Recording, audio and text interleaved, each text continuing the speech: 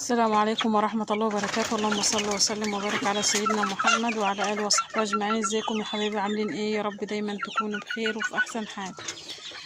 معلش، ده روتين كده عند الطيور، بس مش الصبح ولا المغرب، ده روتين بالليل، لأن أنا ما طلعت لهمش المغرب يعني كده عشيهم، فما ينفعش ان انا اسيبهم لتاني يوم من غير اكل، علشان انا كنت حاطه لهم متاخر بعد الظهر، فما ينفعش ان انا اسيبهم يباتوا من غير اكل، لازم ان انا احط لهم ياكلوا، ما ينفعش لان انا هتحاسب بيهم، فلازم ان انا احط لهم ياكلوا.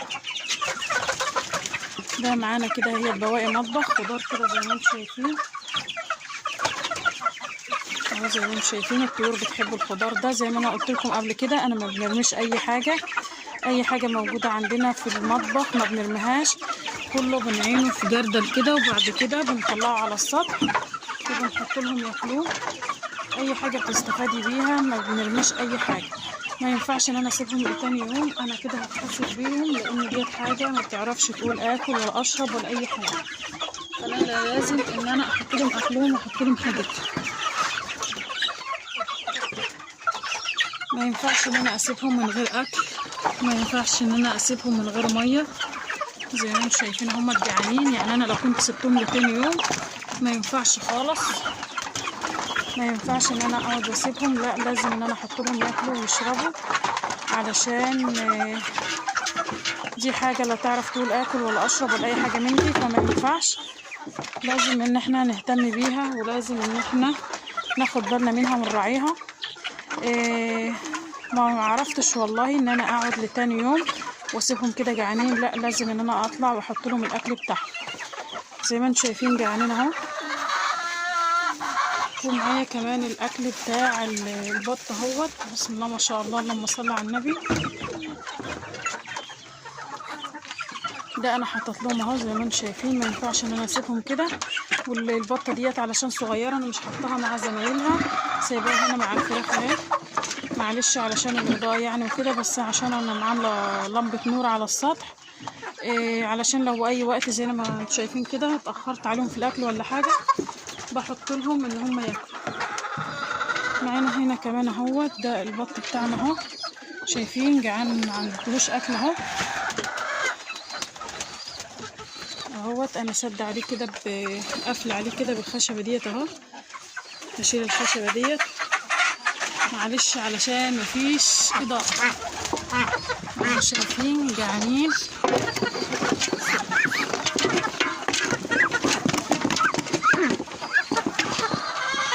جعانين اهو.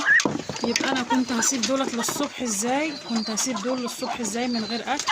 ما ينفعش، ما ينفعش يا جماعه ان احنا نهمل حاجتنا ونسيبها جعانه فتره طويله. هو كده يعني كده الحمد لله، يعني كده يعتبر العشاء بتاعهم، لكن ما ينفعش ان انا كنت اسيبهم لحد الصبح. هياكلوا، وبعد ما ياكلوا هحط لهم الميه بتاعتهم، مش هحط ميه دلوقتي، لا انا هسيبهم لما ياكلوا وبعد كده احط لهم الميه علشان ياكلوا لما يشبعوا. والفراخ معانا اهي زي ما انتم شايفين بتاكل اهيت، وكمان برضه مش هحط الميه دلوقتي، هسيبهم شويه كمان. فزي ما بقول لكم لازم تهتمي بالحاجه بتاعتك. انا هنا عامله ديت الخشبه ديت كده، عازل ما بين ده وده علشان البط ما يطلعش ياكل الاكل مكان الفراخ، لان هما مش بياكلوا من نفس الاكل الاتنين زي بعض، لا الفراخ بيكون اكلها مختلف عن الاكل البط، بيكون فيه علف كتير. زي ما انتم شايفين ما ينفعش يا جماعه ان انا اسيبهم جعانين بالطريقه ديت، لا زي ما انتم شايفين اهو. والمكان ده اللي هو فيه البط شايفين هناك اهو، ديت غساله قديمه كده وخشب اهو، ده مش غسالة على بعضها، ده البرميل بتاع الغسالة سادين بيه كده، والخشب اهو. ودي كمان مكان هناك اهوت احنا عاملينه ده للفراخ اللي هي الكبيرة، زي ما انتم شايفين اهوت بالطريقة ديت. وما ينفعش، لازم ان احنا دي حاجة ما بتعرفش تقول اكل ولا اشرب ولا الكلام ده كله، فما ينفعش ان انا كنت اسيبها لتاني يوم. حتى الفلاشة بتاعت التليفون مش راضية تنور لان التليفون هيفصل شحن. زي ما انتم شايفين اهوت المكان ضلمة، بس لازم ان انا اطلع، انا عامله لمبه النور ديت علشان في اي وقت ان انا اتاخر عليهم بالاكل ولا حاجه ما اسيبهمش لتاني يوم، لازم ان انا اطلع واحط لهم الاكل بتاعهم. اهو زي ما انتم شايفين بياكلوا، بس انا لسه هنحط لهم بقى الميه بتاعتهم. فزي ما قلت لكم دايما وزي ما انتم عارفين، ما ينفعش ان احنا نحط لهم الميه مع الاكل، لازم ياكلوا الاول وبعد كده نحط لهم الميه. وده حتة عيش اهوت زي ما انتم شايفين كمان، وعلف، رز، اي حاجة موجودة. هما دلوقتي خلاص بقوا كبار، يعني ما باكلهمش علفة صافي. كنت الاول هما صغيرين علفة بس صافي، لكن لما كبروا خلاص بحط لهم بقى اي حاجة موجودة، بواقي الرز عندك في المطبخ مع ردة مع دش ذرة، اللهم صل على النبي، مع شوية علف، وكله كده بلخبطه كده على بعضه. يعني اللي هو قدامهم ده كان عندي شوية بواقي رز وشوية ردة على شوية دش على شوية علف، وقلبته كده مع بعض اهوت شايفين، وعلى عيش كمان كده خلاص، لان انا لسه هوكلهم علف. لحد دلوقتي العلف غالي زي ما انتم عارفين والاكل غالي، فهو كده الحمد لله. يعني كده برضو الاكل ده مغذي وفي نفس الوقت موفر شويه، بيوفر معايا في العلف علشان العلف غالي، وان انا اوكلهم علف صافي لا علف غالي. وان شاء الله ربنا يصلح الحال وربنا يبارك لنا ويبارك لكم، اللهم امين يا رب العالمين، ويبارك للجميع اللهم امين.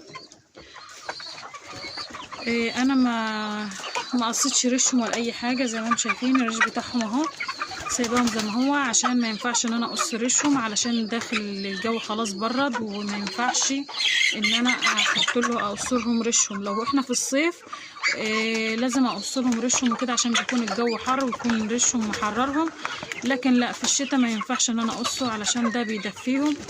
وزي ما انتم شايفين خلاص احنا يعني الدنيا مطرت وكمان الجو برد، فهو ده اللي بيحميهم وده اللي بيدفيهم.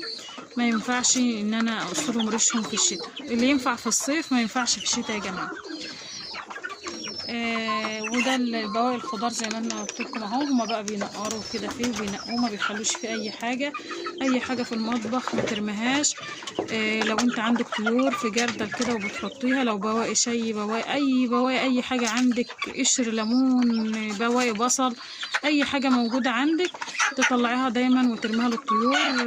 بتنفع والله يا جماعه، من ناحيه بتوفر في الاكل، والناحية كمان ان هي بتكون مفيدة. الشاي، الليمون، اي حاجة موجودة عندك، كل حاجة ولها فوائدها، زي ما لها فوائدها للإنسان لها فوائدها كمان للطيور بتاعتي. ان شاء الله يا رب الفيديو يعجبكم وينال رضاكم، وانا قلت ان انا اصور معاكم واوريكم الفيديو بتاعنا، وان شاء الله يا رب يعجبكم، واترككم في رعاية الله وحفظه، والسلام عليكم ورحمة الله وبركاته.